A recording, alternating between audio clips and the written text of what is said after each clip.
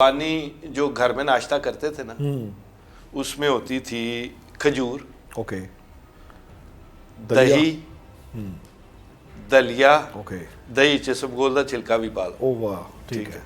वो भी डालते थे। चिया सीड भी?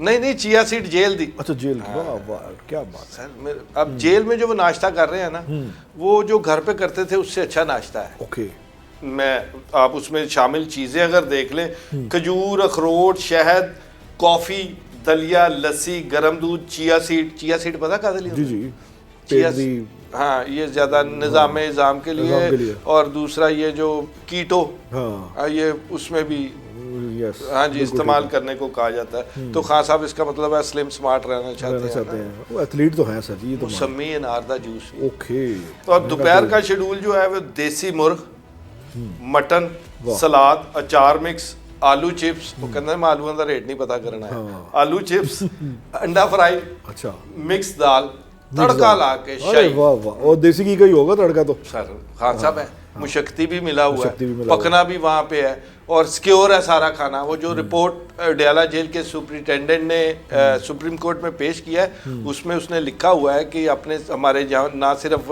मेडिकल ऑफिसर वहाँ मौजूद होते हैं, वो खाना तमाम तर हिफ्ज़ाने सेहत के असूलों के मुताबिक उनके सामने पकता है, वो उसको चेक करते हैं, उसके बाद वो खान साहब को दिया जाता है।